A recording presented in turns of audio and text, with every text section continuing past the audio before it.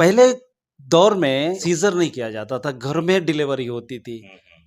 एक by delivery कर देती थी घर में, लेकिन आज के दौर में सीज़र करने की क्या ज़रूरत पड़ गई? सवाल पूछना चाहता हूँ, बहुत अहम सवाल है जो लोगों के मन में चलता है। मैंने जैसा कहा कि ग्राउंड लेवल की हम बात करेंगे, तो ग्राउंड लेवल का एक सवाल है जो वाक़ई में हमारे TNN 24 न्यूज़ चैनल देखते हैं ना, तो उनको ग्राउंड लेवल के ही ये सवाल और जवाब मिलते हैं।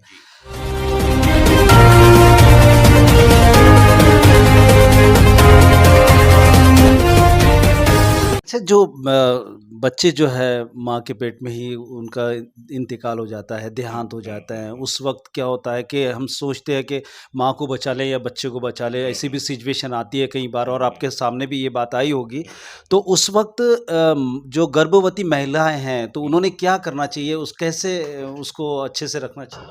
तो दोस्तों नमस्कार, अस्सलाम वालेकुम, सत श्री अकाल। मैं हूँ रियाज शेख और आप मुझे हमेशा देखते हैं TNN 24 न्यूज़ चैनल पर। एक 240 डॉक्टरों की कड़ी में एक डॉक्टर हमसे जुड़ चुके हैं, वो है डॉक्टर जाफरी साहब।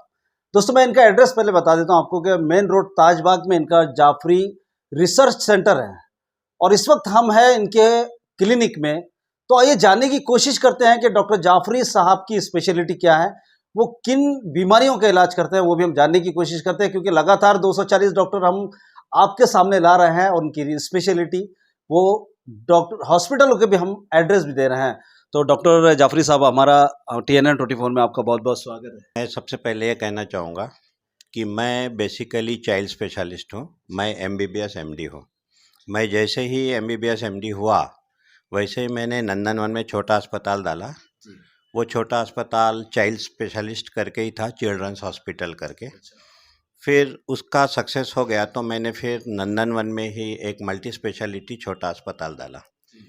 अब उसमें भी जगह जब कम पड़ने लगी तो हमने फिर ये उमरे रोड पे शीतला माता मंदिर के पास जाफरी मल्टी स्पेशलिटी हॉस्पिटल, और उसमें भी एक चीज़ ऐड हो गई कि वो रिसर्च सेंटर करके हम लोग उसमें कुछ रिसर्च भी करने लगे। तो इस प्रकार हमारी ये एक छोटी सी जर्नी है। तो मतलब ये कि आपका स्पेशलिटी जो है आपकी वो बच्चों की है, चिल्ड्रन की, चाइल्ड स्पेशलिस्ट। अगर हम सरल भाषा में इस इंटरव्यू को करेंगे तो और मज़ा आएगा, क्योंकि ग्राउंड लेवल की, जैसा कि आप देखते हैं कि TNN 24 न्यूज़ चैनल उस भाषा में बात करता है जिस भाषा में समझ में आ जाए। तो हम चाहते हैं कि सरल भाषा में हम इंटरव्यू करेंगे, क्योंकि डॉक्टर जाफरी साहब जो हैं वो बच्चों के डॉक्टर हैं। और दोस्तों मैं आपको बता दूं कि जो बच्चे नहीं बोल सकते, उनकी बीमारियों का इलाज करना अपने आप में काफ़ी टफ मामला होता है, क्योंकि बच्चे बोल नहीं सकते, बच्चे सुन नहीं सकते, और ऐसे इसमें उन बच्चों की बीमारियों को पकड़ना, उनकी नफ्स को पकड़ना बड़ी कमाल की बात होती है।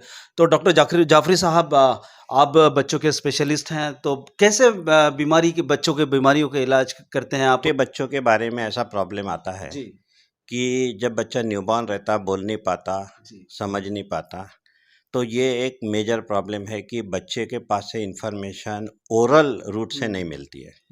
और माँ बाप या दादा दादी भी जो होते हैं वो जो काम की बातें हैं वो बातें ना बताते हुए ऐसी बातें बताती जिससे हमको कुछ इन्फॉर्मेशन नहीं आता। वो इमोशनल रहते हैं। तो ये दो फैक्टर के वजह से हमको खुद ही अपना जजमेंट लेना पड़ता है।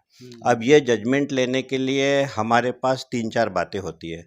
जो बच्चे की एक्टिविटी, उसके रोने का ढंग, वो हर प्रकार, जैसे भूखा बच्चे का रोने का ढंग अलग रहेगा, पेट में दर्द वाले का रोने का प्रकार अलग रहेगा, कान में दर्द वाला अलग तरीके से रोएगा। अच्छा, तो ये सब गेस करना होता है, पूरा गेस करना होता पूरा पूरा गेस करना होता है। तो दूर से ही समझ जाता है कि किस प्रकार का रो रहा है या किस प्रकार की उसकी एक्टिविटी है, और वो एक्टिविटी और रोना देखते हुए हम लोगों को डायग्नोसिस करना पड़ता है। बहुत सारी बातें इसमें, अब इतना लंबा तो नहीं जा सकते, लेकिन एक प्रकार नहीं होता ही है कि जब बच्चा रोता है तो माँ बाप समझते हैं कि कुछ भूख लगी है तो उसको वो दूध पिला देंगे, या बच्चा रोता है तो भाई एक जगह से झूले में डाल देंगे। माँ बाप तो ये बात को नहीं समझ सकते ना, लेकिन आप जो अब हमने पहली बार सुना है कि उसकी जो सारे गामा पा रे गा जो तरंगे होती है जैसे सुर की, उसी तरह से आपने हमें ये इसकी जानकारी दी। तो ऐसे कितने पेशेंट आ जाते हैं आपके पास में? उस एक उसका एग्जांपल बताता हूँ रोने का, कि एक बार ऐसा हो गया कि बच्चा कंटिन्यूस रो रहा था। तो मैंने, वो बोले भूखा होगा, कान में दर्द होगा, पेट में दर्द होगा, 3-4 अस्पताल घूम लिया, रात के 3 बजे मेरे पास आया। मैंने बोला नहीं, इसको कुछ तो भी कीड़ा काट रहा है। तो और उसमें वो उस रोने के प्रकार से डायग्नोसिस। तो फिर उसके बेमली में देखा गया तो अंदर चींटी थी, लाल चींटी। तो इस प्रकार डायग्नोसिस करना पड़ता है। चींटी से रो रहा चींटी था चींटी काट रही थी जबकि वो उसको, बोल और ही नहीं वहाँ सकता जबकि बच्चा। वो बोल ही नहीं सकता। माँ बाप को लग रहा दूध पिला पिला के परेशान, कान के दर्द का कान का ड्रॉप डाल दिए, नाक के दर्द का नाक में ड्रॉप डाल दिए, सब तो परेशान। कभी कभी जादूगर वाली थ्योरी भी अपनाना पड़ता है। अपनाना भी पड़ता है। अच्छा डॉक्टर साहब, आप बताइए आपकी वैसे पूरी प्रैक्टिस कितने साल की हो गई? मेरी प्रैक्टिस ऐसी हुई कि 97 में मैंने नंदनवन में पहला अस्पताल जी। एज ए चाइल्ड स्पेशलिस्ट डाला। रिसर्च हमने ऐसे किया कि जो बच्चे ज़्यादा मोबाइल देखते हैं तो उन बच्चों को झटके आने की शक्यता बहुत रहती, बिल्कुल, कन्वल्शन बिल्कुल। कन्वल्शन बहुत आते बहुत हैं। सारे हमने सोशल मीडिया पे वीडियो भी देखा हाँ, है। वीडियो भी जी। देखा है।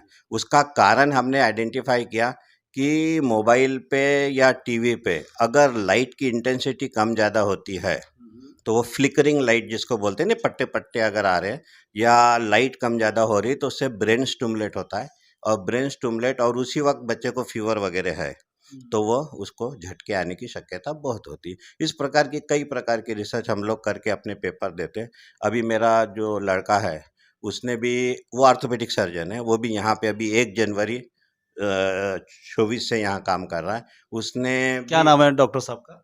वो डॉक्टर शादाब, आपके बेटे? हाँ सैयद शादाब। वो मतलब वो सेवाएं देंगे अब यहाँ हाँ, ज्यादा? वो अभी यहाँ पे ऑर्थोपेडिक सर्जन करके सेवाएं देंगे, और यहाँ ज्वाइन होने के पहले भी उन्होंने 3 रिसर्च पेपर जो नेशनल लेवल पे सिलेक्ट हो गए वो अभी तक दिए। दूसरा बच्चा जो है मेरा कार्डियोलॉजिस्ट है, उसका भी नेशनल लेवल पे रिसर्च पेपर सिलेक्ट हो गए। तो ये रिसर्च की परंपरा हमारी धीरे धीरे चलते रहेंगी। बच्चे जो है माँ के पेट में ही उनका इंतकाल हो जाता है, देहांत हो जाता है, उस वक्त क्या होता है कि हम सोचते हैं कि माँ को बचा लें या बच्चे को बचा लें, ऐसी भी सिचुएशन आती है कई बार और आपके सामने भी ये बात आई होगी। तो उस वक्त जो गर्भवती महिलाएं हैं तो उन्होंने क्या करना चाहिए, उस कैसे उसको अच्छे से रखना चाहिए? माँ के पेट में जब बच्चा रहता है उस वक्त जो भी प्रॉब्लम आते हैं वो दोनों को आते हैं। माँ को भी उतना ही प्रॉब्लम रहता है और बच्चे को भी उतना ही प्रॉब्लम रहता है, तो दोनों को 1 यूनिट करके ट्रीटमेंट देना पड़ता है। हमारे यहाँ एक बार ऐसा ही हो गया था, एक दूसरे अस्पताल में केस थी वो, कि माँ को हार्ट डिसीज़ था और बच्चा ओवरवेट था, तो उसको नॉर्मल डिलीवरी हो नहीं सकती थी, तो इसलिए सीज़र करना पड़ा। लेकिन सीज़र की परमिशन नहीं देने के वजह से वो लेट हो गए तो बच्चा पेट में मर गया। मुझे बुलाया गया कि बच्चा मर गया है, उसको मरा है नहीं, उसी वक्त मरा था, इसलिए उसको रिहाई किया जा सकता था।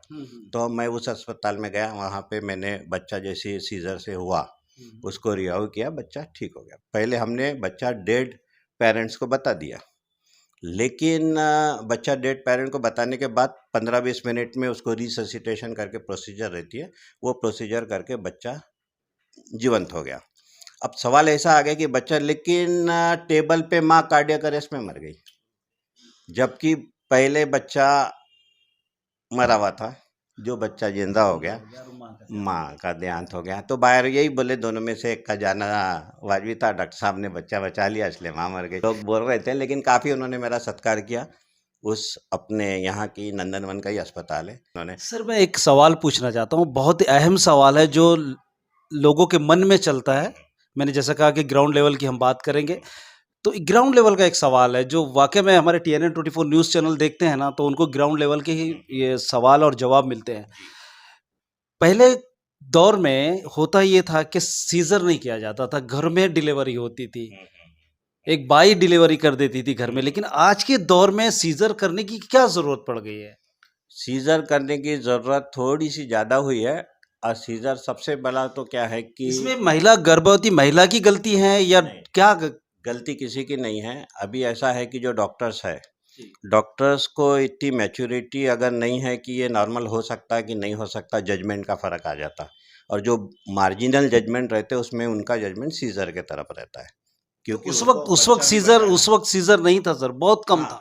तो उस वक़्त में जो उस वक़्त की सिचुएशन ऐसी थी कि माएँ बहुत स्ट्रांग रहती थी, और उनको ये मालूम रहता था कि भाई हमको कितना उसमें पेन लेना है, कितना एफर्ट करना है, क्योंकि उस वक़्त की डिलीवरी घर में होती थी।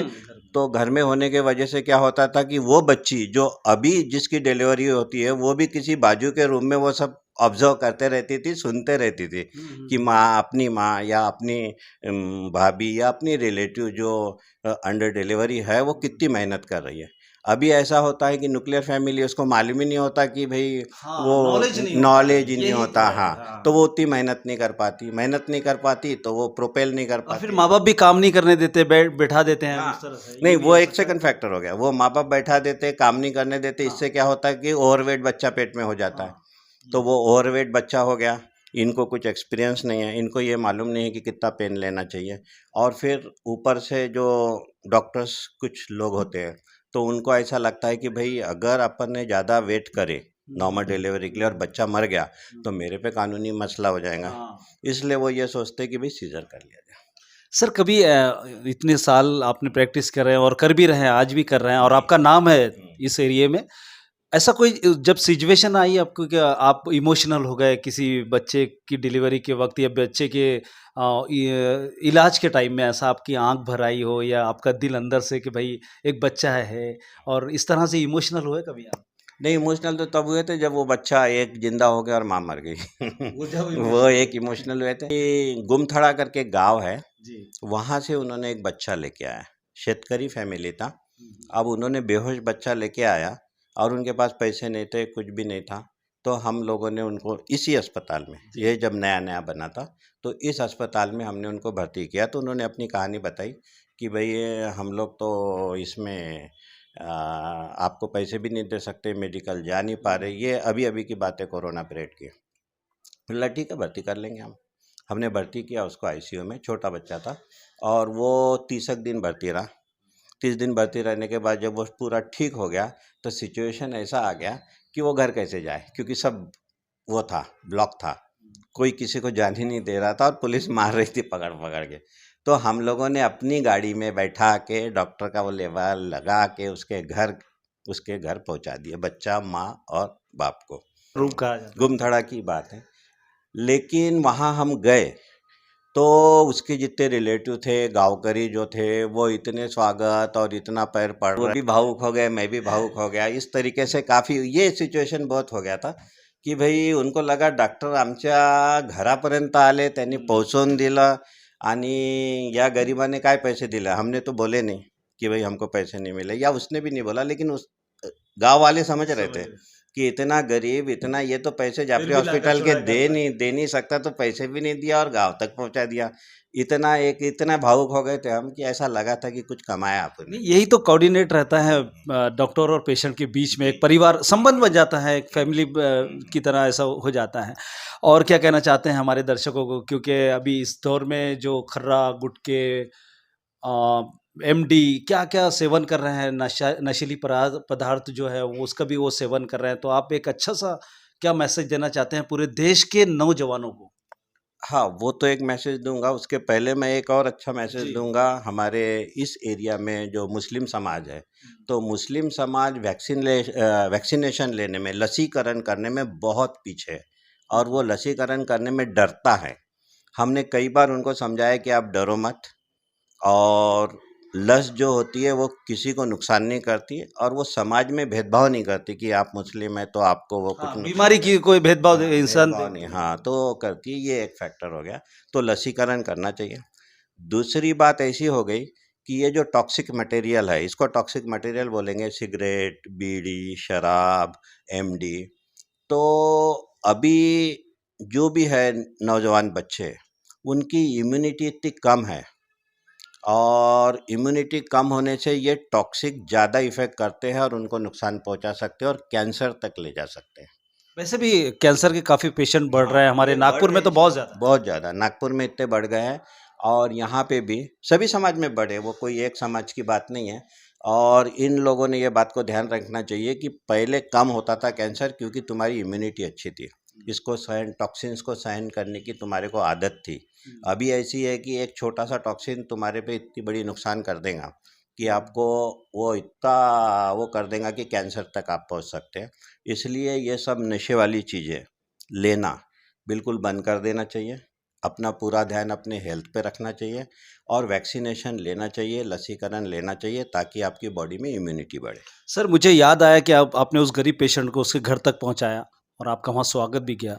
लेकिन मुझे कुछ ये भी याद आ रहा है कि आपने कोरोना काल में काफ़ी लोगों की मदद किया है, काफ़ी लोगों की आपने हेल्प किया है। क्या अनुभव था वो? कोरोना काल में अनुभव ऐसा रहा मेरा कि भाई हमारे यहाँ 680 3 महीने में 680 पेशेंट भर्ती रहे, और हमारे यहाँ ही एक हमारा ही वाहिद अस्पताल है कि जहाँ पे एक भी डेथ नहीं है कोरोना की, नागपुर। एक भी नहीं। हाँ, कमिश्नर ने इसके लिए हमारा उस वक्त सत्कार किया था। हमारी टीएनएन की तरफ से भी आपका बहुत बहुत सत्कार, स्वागत। हमारे यहाँ एक भी डेथ सर्टिफिकेट नहीं कटा, और ये बहुत बड़ी बात थी कि 680 पेशेंट जो हुए हमारे यहाँ के, और हमने उसमें भी एक तो ये था कि हमारे यहाँ डेथ नहीं हुआ, दूसरा हमारे यहाँ 50,000 के ऊपर खर्चा नहीं आया किसी पेशेंट का। उस वक्त एक बहुत ही बड़ी केस आई थी उमरेड से, जिनको कहीं हमारे यहाँ भी बेड नहीं था, और उसको नागपुर में भी कहीं बेड अवेलेबल नहीं था, और ऑडी गाड़ी में थे, वो लेडी थी, उसका हस्बैंड उसके साथ में था, तो वो हमारे यहाँ रुका। तो मैंने उसको बोला मैं आपकी यही एक मदद कर सकता हूँ कि आपको ऑक्सीजन आपके गाड़ी में लगा सकता हूँ, और तब तक आप बेड का इंतज़ाम करिए आप।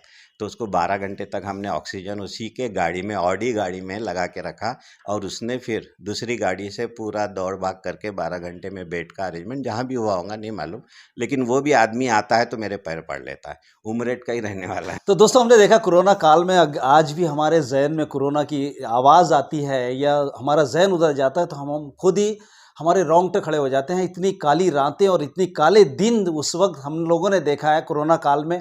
कोई किसी का नहीं होता था, सगे रिश्तेदार जो है रिश्तेदार से दूर चले जाते थे। तो हम इस वक्त थे डॉक्टर जाफरी साहब से, हम बात कर रहे थे, उनसे डिबेट्स कर रहे थे। और दोस्तों, मैं आपको फिर एक बार एड्रेस बता दूं कि डॉक्टर जाफरी साहब का जो हॉस्पिटल है वो ताजबाग मेन रोड पर ही है, और जाफरी रिसर्च सेंटर करके है। डिस्क्रिप्शन में इनका नंबर और एड्रेस भी हमने दे दिया। अगर आपके यहाँ आसपास के एरिया के अगर आपको बच्चे को अगर दिखाना है या इनसे राब्ता कायम करना है तो आप डायरेक्ट कॉल भी कर सकते हैं, और एड्रेस पर जो हमने दिया है वहाँ पे आप आकर मिल सकते हैं।